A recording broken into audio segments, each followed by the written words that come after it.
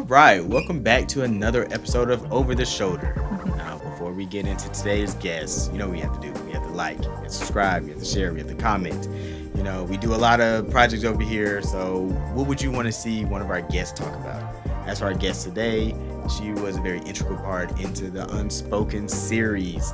So, I usually work with her in when she's in front of the camera and I'm behind directing her, but she stepped behind the camera and she helped me really develop and flesh out a lot of these characters, and specifically working with the different actors and actresses to like really bring out the motivations and thing. I think she has a little bit of an acting coach in her if she wanted to go that route. And you've seen her on here before. Without further ado, we have Tatiana LaJoy. Hey, Thank you for that Tati. intro. Oh, of course. You know you're one of my faves. Yeah, you too. You're always one of my faves. Oh man, I appreciate that. That means a lot coming from you. Oh, How you doing today? I'm good. I'm much better now that I'm like here and we're settled in and we got this energy flowing. Oh, we do. We As do. always. As always. You know, me and Mhm. you, it's one of those things. I feel like there's a time warp when we get together. Like Yeah. an hour with you feels like 5 minutes. Mm-hmm. You know, we look up, it'll be 4 hours. I'm like, dang, we had things we were trying to accomplish, and we just been sitting up here like we done went through the whole entire history of humanity talking about something. Yes. Every No, single that's time. so true. That is so true. Like we get into like these existential conversations every single time. Every single time. It never fails. never and then they fails. always last hours and we just like, damn, it's 3 a.m. Whoops, you know. But I love that about our relationship. Me too. Mm-hmm. I do. Okay, let me see. Big question. I just sat you down and you watched the UnSpoken series. Yeah. So from script to screen, what did you think? Oh, I think that you definitely executed for sure. Like from what I seen on the page, when I came in that day and I was just like trying to like figure out what the story was and trying to visualize it. By the time I actually saw it, I was like, oh yeah, okay. I get it. Like Enoch put his foot down on that. So very proud of you, like I said. Oh man, okay. Let's go into Enoch putting his foot down. What do you mean by that? I think that you're really in your season right now of just like executing vision. And that's what I see for you. I think that you have always had a really strong vision, but this seems like it's like your time to like really, really execute and make people see your vision. Because it's one thing to have it, but it's like, what's the point in having a vision if you're not inviting people along the journey with you? So Okay, I I think received you're on that. that. I received that. Okay, I appreciate that, Tati. That's a big one. Okay. So I brought you into this project, and particularly I brought you in for the ending of it. Because again, it's 10 parts, and it's like the first parts are like, okay, we're setting the groundwork for the characters and what they're going through. We're setting them in situations. Right. And they're 1 minute clips, so it's like, you know, everything is quick and fast. But I know for me, the ending is everything. You know, when you don't get to the final 2 episodes where you get all 4 main characters in that one setting, and it's like, oh, you know, it's about to go down. Right. And for me at that point, the audience feels the emotional gravity of what's happening, and so I need the actors and actresses to deliver, you know, what they've been going through, their experiences, like how they feel. So I was like, for me, sometimes, you know, because again, you know me, I wear many hats on sets. You know, I'm looking at the lights, I'm looking at camera work, I'm looking at sound and every single thing. So I can always pull out a performance out of my actors and actresses. But it's like, hey, if you kind of know what my vision is while I'm doing X, Y, and Z over here, can you help, you know, prep those actors and actresses to be able to pull it out? And again, from, you know, I had Travis on. Travis talked about how you did an amazing, exceptional job. He actually gave you a great shout out. You know what? He actually hit me up. He hit me up and he was like, you know, I thank you for connecting me to Enoch and stuff. And I appreciate you. I love Travis. He's awesome. Yeah, Travis is a great guy. Great guy. Yeah. So when you looked at the 4 characters of Diamond, Keisha, Kevin, and David, Yes. like, what did you see, and then what did you want the actors and actresses to be able to portray from those different characters? So I just wanted to see the why. I just wanted to see, like, why are y'all so messed up to each other? You know, like, you guys are supposed to be best friends, but then you just gonna sleep with her man. You know, you supposed to love this woman but you just gonna dog her out? Why even be with her? You know, like what is the reason for all of this? Why stay in the situation? Why are you with this guy that you know is cheating on you? Why are you gonna stay with this woman that you feel, you know, oh sorry, is this like no spoilers? You can spoil a little bit. You know, it's okay. Spoiler alert. Just get the whole context of everything Right, out. everything. But yeah, just what is the why is my biggest thing, because that's the most important part of the story. It's the motivation. That's us as humans. Like we have motivation for everything that we do. Otherwise, you know, that's why people face depression. It's when they don't know their why, and they don't know why they're even doing what they're doing. They just feel like they're on a hamster wheel. So that helps to propel the story forward, is when you give the why, and it connects the audience to the characters too, and to the story. It makes them care about it, because otherwise it's just like, all right, these people are messed up. I can't relate to that. So why do I care? That's fair. That's fair. Which I think, and I was kind of talking to the actors and actresses about it. It's like, hey, while a lot of the people in here, like, I think every actor and every character has like their own flaw. Like, I think, you know, you can look at David's character. He should have been a little bit more fervent, a little more strong. It felt like he was weak at a lot of times in the script.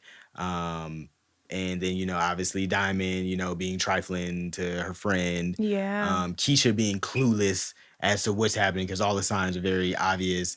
And then, you know, Kevin just like really, again, dogging out his girl. Yeah. And it's like, for me, instead of trying to create those characters as an actor and actress, instead of trying to create those characters outside, find what you have inside. We've all had times where we ain't been shit. Yeah. Like you know, again, like I done had my ain't shit moments. So if I was gonna be Kevin, I'm gonna try to find, okay, what are my ain't shit moments? If I was gonna be David, what are the times where I was weak when I would have wanted to be strong? So I was trying to get that from each of the portrayals, like find that version of yourself and then put that on display. Yeah. You know? Yeah. And it was really interesting to see, especially like Travis on that too, to bring him back up, because Travis is like probably one of the nicest men that you would ever meet in your life. So to have him play like the villain of the character, and to really like talk to him about that character analysis, was really cool, because it was really interesting to see like actors' wheels turning in their head, and to be like, damn, why would they do that? Because I wouldn't do that. So now you have to really dig deeper and figure out and really put yourself in somebody else's shoes when you can't even imagine somebody's intentions behind something, or their motives. Okay. So Tati, now you are, I would call you an exceptional actress. Very, very exceptional. Thank you. I always love any project and you say yes and you want to go into one of my crazy ideas. I'm always super excited just to be able to work with you. Yeah. So, but this one again, stepping behind the camera and being able to pull it from the actors and actresses, what you find was different in terms of like being the actual actress versus like trying to pull it from an actor? Oh, it was so fun. Like when you said in my intro, like maybe an acting coach in the making, I've thought about that. I was like, dang, would I enjoy being an acting coach? I'm not necessarily sure if I would go that far into it, but I just really love script analysis. I'm sorry, what was the question again? What was the difference between actually like being the actress versus like trying to bring it out of the actor? I would say the biggest difference is kind of like almost being a fly on the wall. That's really what it felt like. It felt like, and it made me excited to unravel the story through their lens. Because I think like when you're reading a script, you can have your idea of how you would interpret things or how you would play it. But to see another actor unravel that for themselves is really, really cool and really captivating, because then you just get really curious about it and you get really nosy and you get a little messy too. You're just like, so if that's true, then what about this? You know? So that was really fun. It was a really fun process. Okay. So that's kind of interesting. So, okay, maybe I shouldn't say acting coach. Maybe I should say director. Do you see yourself ever like being a director? Because that's what a director does. Yeah. He pulls it out of his actors and actresses, or his or her actors and actresses. Yes. Oh my gosh, yes. I've been wanting to direct for so long. I've been saying that for so long. Like I want to direct and produce. I love acting. Like I love stepping into characters, but to be able to like direct a whole story and like have that be my baby, that's really what it feels like. It feels like you're like creating a baby. And That's exactly what you're doing. Yeah. yeah, That and I motherfucker be love that. crying. Yeah. They be throwing tantrums. Yeah. 100%. 100%. Yeah, so yeah, I would love to get into directing. I would love to just be a part of like that whole creative process leading up until the day. Because as actors, you kind of are just like, you're showing up for rehearsals maybe beforehand, but you're not really a part of the writing process. You're not a part of anything that, The editing, nothing. You're just nothing. production for them. I mean, a little bit of Yeah. pre-production in terms of rehearsals, but Mm-hmm. yeah. So being able to like be that creative control, for lack of better words, because control is very Control. I polarizing. mean, you could say it's having the creative vision. I The feel like creative vision, vision is a better word to control. Yeah. yeah, that's a great way to put it. Yeah, so having that creative vision is just really exciting for me. Okay. So why haven't you done it yet? No opportunity, I guess, or maybe I just haven't. I haven't put myself out there like that either. Like I've always just been like, all right, I need to just focus on my acting, and I'm doing so many things that it's like, why would I bite off another thing that I can't chew? So Or maybe that'd be the thing you actually can chew. Because I like to tell people that, especially in the creative world, like you have to tell people who you are. Like you can't wait for them. If you allow them, they're gonna put you in the box that they want to put you in. Like if I was just a casting director, I didn't know you, Tati. I just was able to look at your Instagram, your social media presence, and then this audition that you gave me and stuff. A lot of times I'm gonna be like, all right, girlfriend. Like you're or like, okay, cool. Like, okay, we have this person, she's leading and she's a yoga person, meditation. All right, cool. I can kind of see this for this character. And that might not be the person you want to play. right. And so I tell people, hey, you want to play a villain, you got to show people that you have this villain side in you. Because I couldn't necessarily see, if just looking at you, see villain. Right. But I've also directed a scene where you had to argue with Stanley, and I told you, hey, I need you to hit him over the head. And I was like, oh, now when I told you that, you can go inside of you, and you villain in that scene. Yeah, and you got that in you. So, but again, if you did want to play a villain, this is an example, it's like, show the people that. So if you want to direct, like, show the people that you're behind the scenes directing. And I had to learn that example for me, because I remember people would show up and they didn't see me as a director. They saw me more as a DP, which again, DP, I have all the equipment, I know all the things. I do it a lot, but in my mind, I see myself more as a director than a DP. So again, I had to show people me directing. I had to show people me leading the team and like showing the vision and everything like that, so people could see me as a director. So when you called me, it wasn't just about DPing. It was like, oh, hey, we need a director. I'm going to call E. Right. So, yeah. So you have to like step into that first, and then everybody else follows. yeah.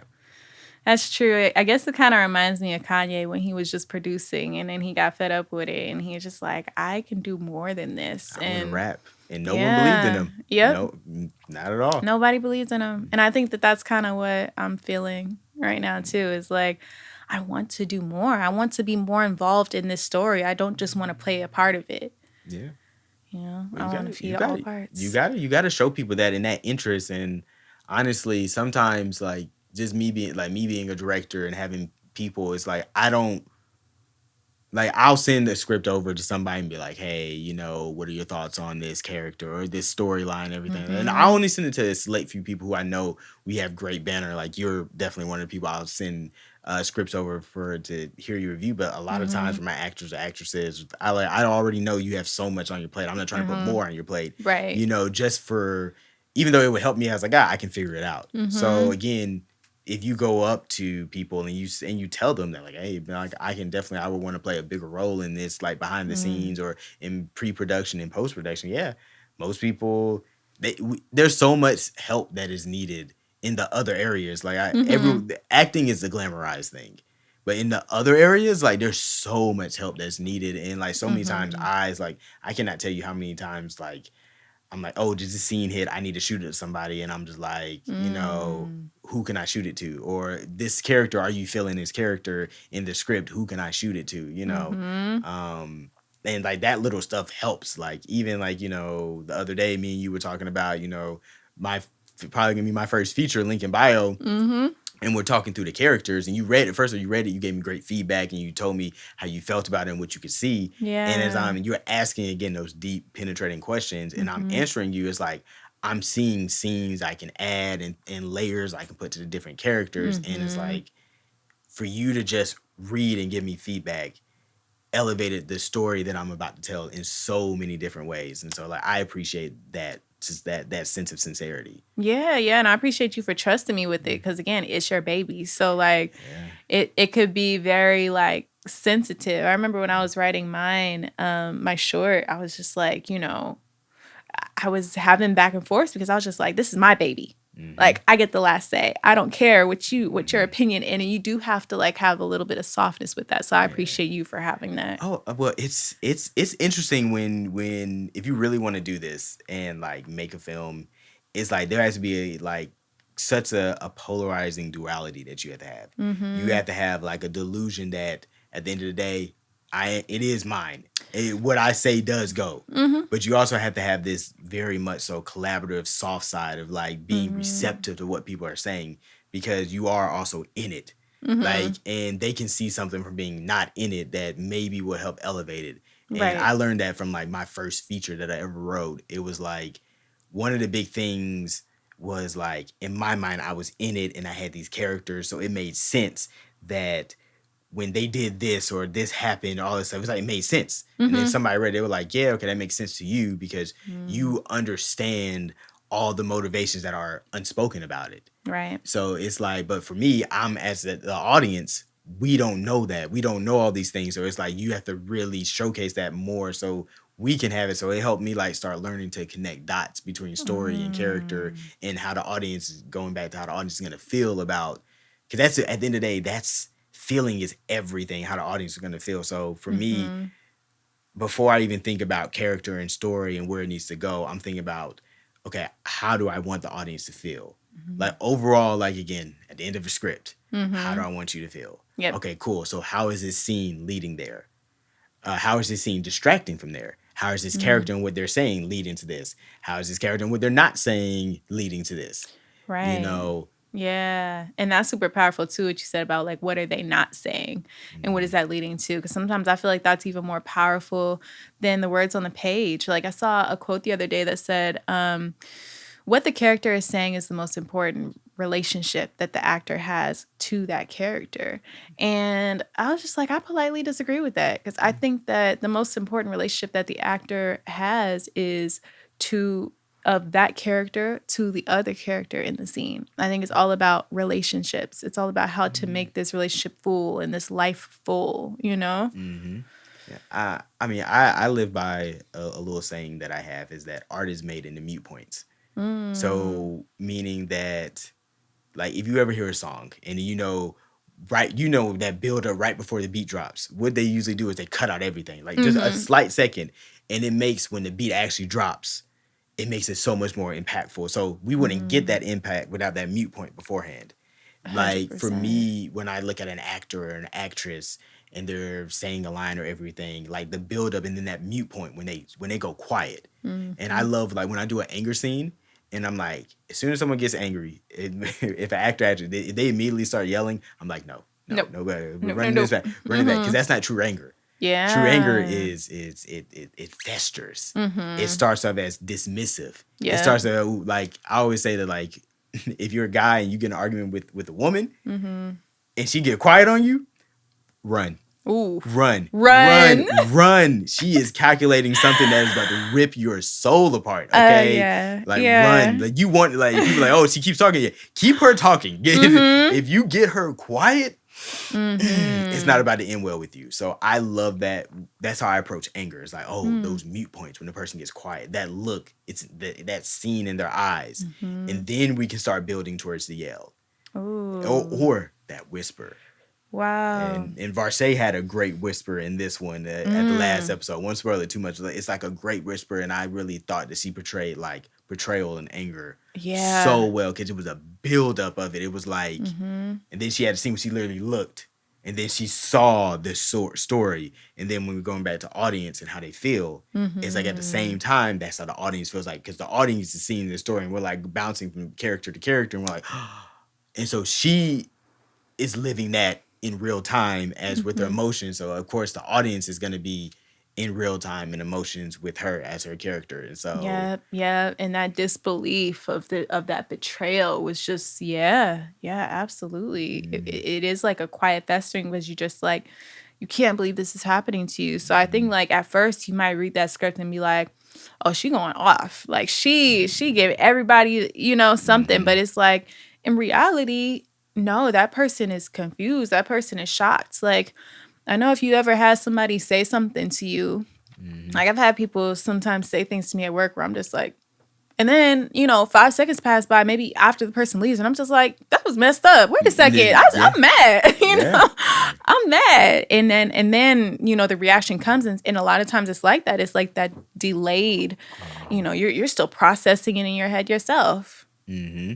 And then I also think about, I tell people like when they're writing, I typically know when I look at someone who's an amateur writer versus Mm-hmm. a writer who's professional based upon how they make their characters respond to a situation. Mm-hmm. Because real human nature is we rarely respond the correct way to situations when it happens. Like Yeah. how many times has something happened to you and like you said exactly what you wanted to say in that moment? Never. Never. That's why I said when you get a woman quiet, like she's thinking about Yeah. what she really needs to say. That's what she's gonna tell you Oh. exactly what and it's gonna hurt.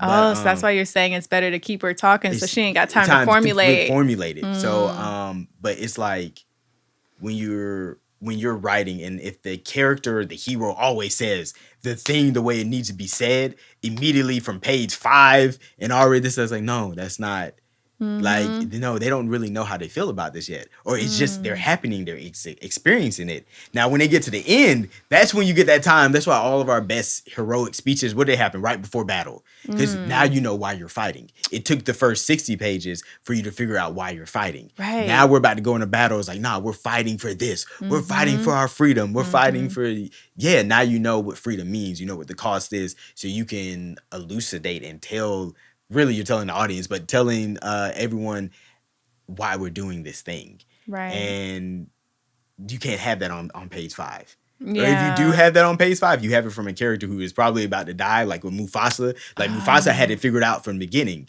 Simba Yeah. didn't.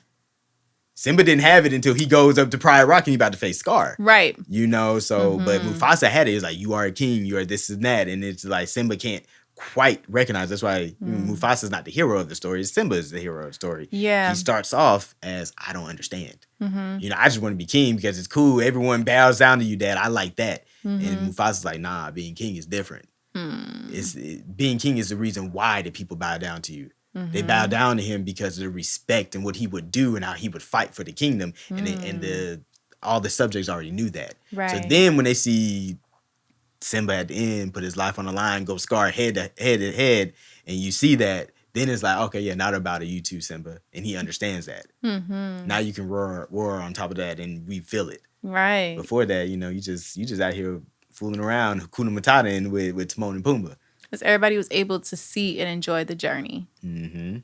So Mm-hmm. that's what I say when I look at like a newbie writer versus, I'm like, nah, you making your hero too perfect. Like you got to make him flawed. Mm. That's what makes us feel like we want to be able Yeah. to look at it and be like, oh, okay. Mm-hmm. So anytime, you see like a mother at the beginning of a script and she's very erratic over her children, it's like every mother's like, yeah, I get it. Mm-hmm. Like she might not be doing the right thing, but I get it. I'll be erratic over my babies too. Mm-hmm. And Yeah. then you see at the end of it, like, okay, she learned some errors of her raise, and now she learns, okay, hey, I need to relate to my children like this, and I need to talk to them Mm-hmm. like this, and we need to communicate. And yeah, that's the learning that she had to have. Yeah. But she can't start off having all the wisdom and being correct. Mm. Like if your hero starts off as correct, you don't have a story.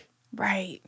The hero can think they're correct. Oh, 100%. No, Yeah. they They do should. think they're correct. Yes, Yeah. that's the point. And then Yeah. that's what makes a villain very good, is that the villain comes from a completely different perspective, and they also think Mm. they're correct. And this is the thing. In a really good story, the villain at the beginning is more correct than the hero is. Oh. They're more, so if you, again, Killmonger versus T'Challa in Yeah. Black Panther, Mm-hmm. Killmonger understands the world way more than T'Challa does. Mm. But T'Challa, I'm about to be king. I done did the Black Panther. I know Wakanda, all of this stuff. He thinks that he understands the Ooh. world, but Killmonger does. Now he has a skewed vision of it and all this kind of stuff, and we go on a hero's journey. But Mm-hmm. because he understands the world more and has just a slight little bit of a wrongness to it, or at least the way that his vision is right, he's going about it the wrong way. Right. You inflict that with the hero, and then the hero's journey is that like the villain breaks you down to show you that you were wrong. Ooh. And then it's like, then you can see when you realize you're wrong, you can step back, see how you're wrong, and you can see the villain's point and see what's the bridge between who I was and why are you this jaded about this thing. And Right. then I can come to an epiphany of like, oh, this is the answer. Then I can get my great hero speech. Right. As you can see, I am not dead. You can give one of those moments. So like that's the beauty when we start talking about writing and developing characters and all that. Like I'm like, think about the flaw. Like don't approach your hero like they are perfect. They aren't perfect. They are very flawed. Right. They should have like a skill. They should have something that's something that we would admire. Like we admire T'Challa. Okay, cool. He loves his family. He loves his dad. He loves Kingdom. The people respect him. He Right. has his girl that he loves. Like all this kind of stuff. Like have those admirable qualities, but you got to have those flaws. Make them flawed. Make them super flawed because we're flawed. You know? So who was the hero in this story, in your opinion, when you were writing it? I would say it's Varshay's character of Keisha. That's what I was thinking. So yeah. Because again, it would have been easier to I could have written like David more so as it, but I put David as more so in my opinion. He's a complementary character to Keisha because without David barging in, Keisha never gets the truth. Okay. So David is like the character who's like he's more of like the Mufasa. Like I'm gonna show you the truth. Ooh. In this one. So then it's like when Keisha gets that, like she gets the truth, it's like, Oh, wow. Yeah, because he was a part of it. Like he knew pretty early on and he just never said anything. So he was kind of. yeah, he was just gonna leave. Yeah. He was gonna leave. I mean, if he didn't find that pregnancy test, he would have, and actually that scene, again, don't be afraid as a director of adding scenes that weren't in the script. Because that scene where he finds it wasn't in the script. It wasn't. I remember. Yeah. So I made a whole extra episode because I was going through it. And as it might take you 30 times reading the script and seeing people like start acting it out to realize like, damn, I missed something here. And I did. What I missed was that. So David starts off at the beginning of the script and he's very much so, don't talk to me. Like, I'm done with you, Diamond. Episode 1. So the audience is automatically thinking, why is he done with her? And then you find out in episodes 2 and 3 why he's done with her. Right. All right, cool. He should stay done with her. Like, there's no reason for him to come back, be knocking on the door, be asking her, like, we need to talk. There's no reason for that. Until, like, so I was like, hey, I need a reason for that. And then I already have it in there that, Kevin finds the pregnancy test. Okay, cool. Does David know? So my question became, does David know about this? Yeah. And then it's like, so it gives me like something to rally around. Like, why would David be trying to get Diamond's attention, and why would Kevin try? Like, they're both trying to get it. Have it for the same reason. The same reason. They want to know the same. They both been doing the same thing with this girl. So the same reason. Let me find that out. And so then I was like, okay, cool. Let me have David about to leave. And then also, again, you have to think about Diamond. She started at the beginning. She's trying to beg David to stay. Yeah. Diamond is like, but at the end, she don't want to talk to David. So it's like, what happened that made her so cold? So I was like, I needed both of those things that like, because they literally, David doesn't want to talk to Diamond. Diamond wants to talk to David. And then at the end of it, Diamond doesn't want to talk to David. David wants to talk to Diamond. That 180, I need a moment that makes that happen. Right. So David's about to leave. Diamond says, you leave out this door. Don't come back. Don't come back. And he decided to leave out that door, but he saw. And so again, yeah. So then that gave him an internal conflict. Like, oh shoot. Yeah. Cause you go sit in that car, he'd be like, again, if I was the man, I would start thinking, I would go out in that car and I would go to my phone and I would be like, when's the last time me and this girl had sex? And I'm gonna start doing math. Oh yeah. And I'm be like, okay, is she, if she having a pregnancy, that means she about 4, 6, 7 weeks along. All right, cool. When was it? Oh, okay. 3 weeks right there. All right, bam. It could be. I'm gonna start doing those calculations. Like, okay, this could be mine. Now, if it's something like, oh, hey, it been 3 months since I'm like, all right, cool. I can just keep going, but right. So. Oh my goodness. Yeah, and that makes me question, like, how did she even know she was having both situations at the same time? Yeah. I mean, you can that's up for interpretation. But if you know that, hey, Yeah. I'm with the condom with this guy, and then we Mm, busting a raw on this other guy, it's like she more than knows. likely, you kind of know what it is. And then also women, I think women like it's very underrated how much y'all know y'all bodies. Yeah, Like that's you true. y'all used to be like, yep, it's a day off. I'm like, a day. If it was Mm-hmm. reversed for a guy, we would be finding out when we about oh, when is this kicking? Like Right, right. what is happening right here? I thought it was just indigestion. Man, it's so true. Yeah, I feel like I actually saw an interview with Jada when she got pregnant with Jaden is her son, right? Mm-hmm. And she said she knew the moment it happened. She felt it. Like she felt it. That's such a And she started crying. that's such a Jada answer. I That's such a know. Jada I answer. know. Like, did you really or Did were you you really? like, yeah. All right, But sis. I mean, We take it at being face a value. woman, I feel like I could, yeah, maybe she did.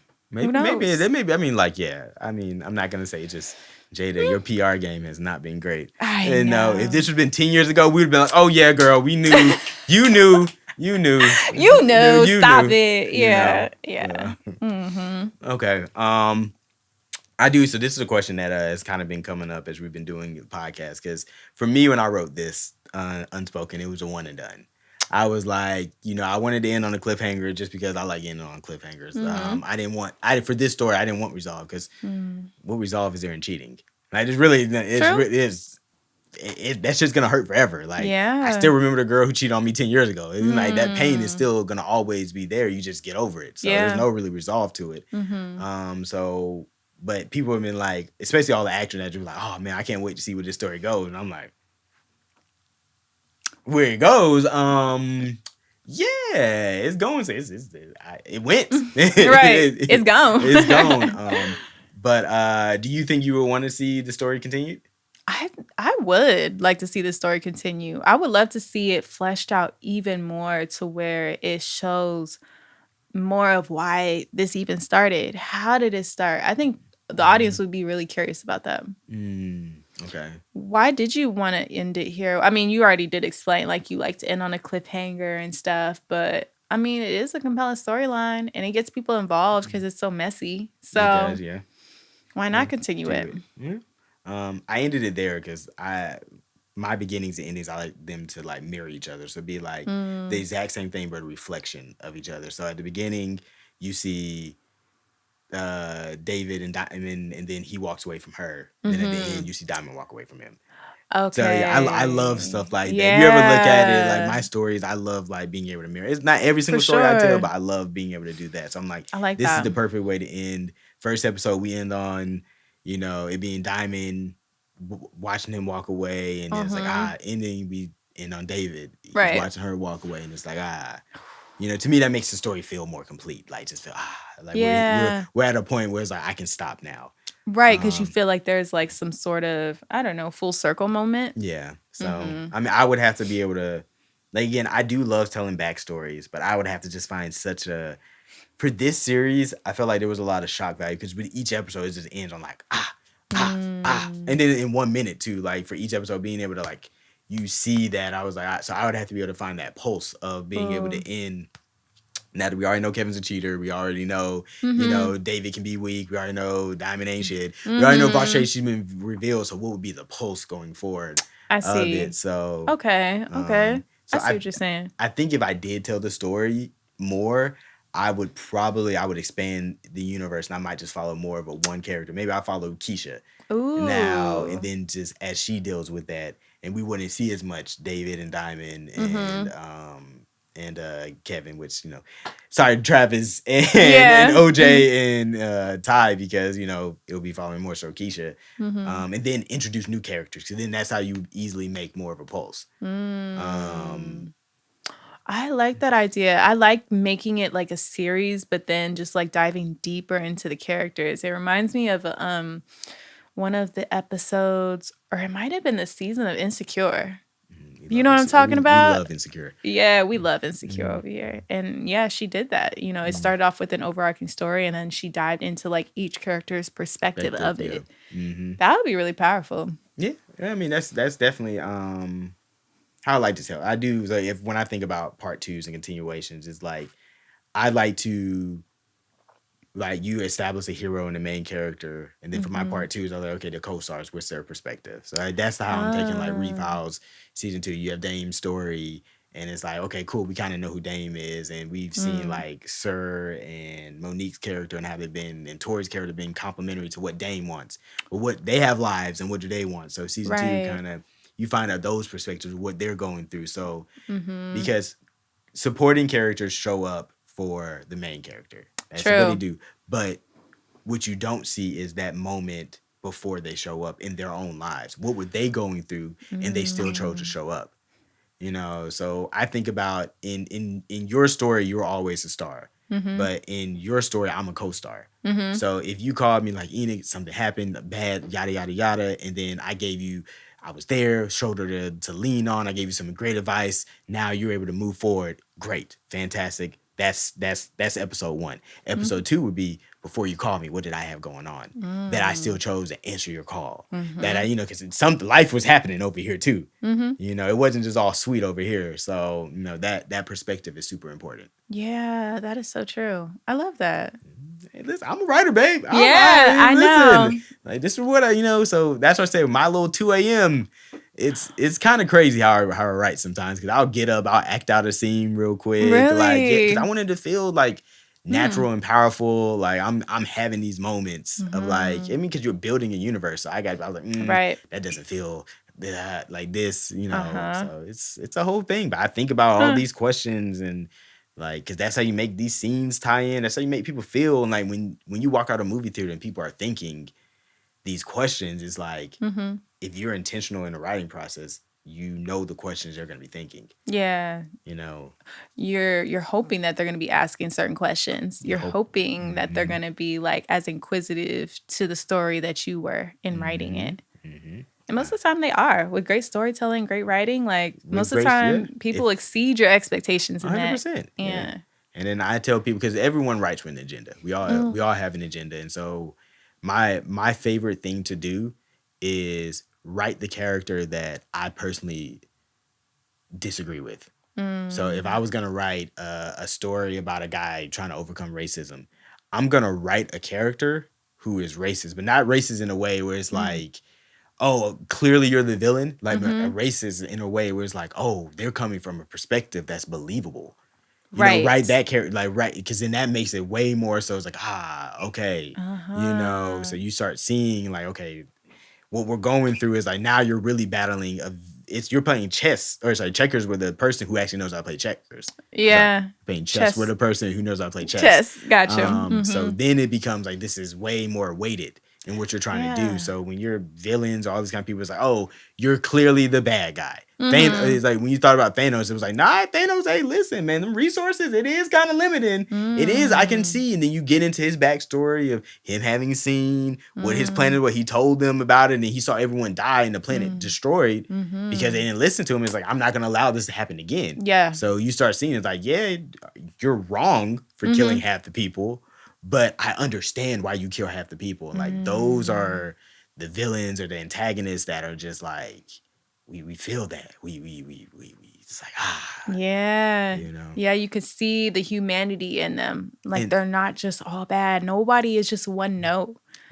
no one is just one note. So it's writing a character is finding the humanity in each of them. So find the flaws in your hero because they overcome. So, but that means they have to have something that made them have to overcome. Right. And then your villain and stuff, find humanity in them because you have to see they have a perspective. There are going to be people who relate to the villain. There are going to be people who relate to the hero. There are going to be people who relate more so to the co-stars along that. So I like to give them like slight little arcs and flaws as well, like you know, more minor than the villain and the hero, but just making that feel complete. These are people too, Right. you know. You never know who somebody's gonna be like. I saw myself in the person who was on 7th on the call sheet, and like that's a powerful place to be in when it's like, dang, you saw yourself in the 7th call sheet person. Like this Right. person had 5 minutes of screen time and they stole it. It'd be like that. You never know like what part of the story or what character is going to impact an audience member.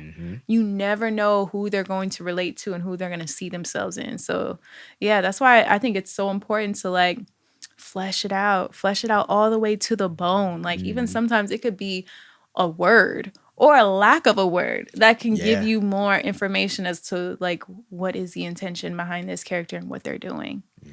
You know, and 100%. people will understand that. They'll be like, dang, I wouldn't have said nothing either. I see that.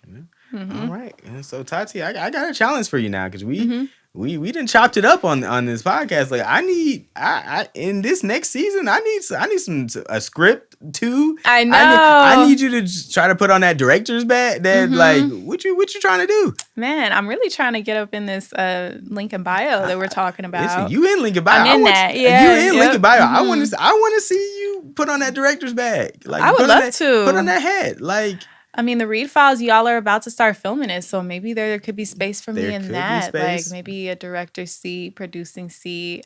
I don't know if there would be a differentiation between those, but we can talk about it. We can talk about it. But listen, I want to see that for you, because I definitely, like, again, with like UnSpoken, I was able to see you in some different lights. And I'm like, okay, yeah, I mean, again, I know Tati's dope, but dang, it's like the layers of dopeness, it just keeps getting added on. It's like, you got so much in yourself, pun intended, that's unspoken. And I feel like it's bursting to get out. It is. So it definitely is. I'm glad that you see that. I appreciate you for seeing that. No, I do. I do. Very true. Listen, I tell people all the time, when you see people who I've worked with multiple times, you see them on the podcast multiple times, because I, number one, enjoy working with them, and number two is like I see so much greatness in them, and it's like, for me, I've always considered myself as like, hey, how can I help you?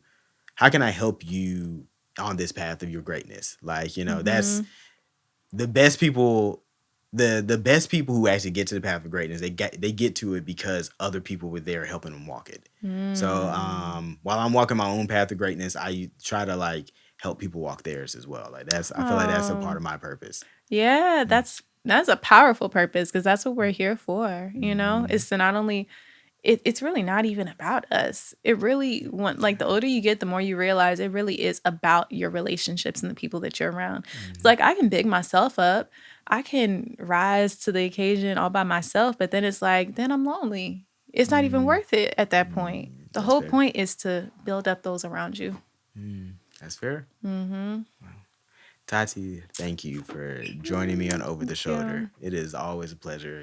Always. Be many, many more. You've been sitting in that seat a lot, so, you know, just get used to it. Yep. We just getting started. Just getting started. I'm excited. Me too. Well, audience, you heard me and Tati chop it up about UnSpoken, about so many projects we've done before and so many we got coming forward. I'm always looking forward to working with this amazing creative in Tatiana LaJoy. And before we got out of here, you know what we got to do. We got to like, we got to subscribe, we got to share, we got to comment. Who do you want to see sitting in this other seat, and discuss the process of being creative and how we make these projects come together? And as I always say on Over the Shoulder, that's a wrap.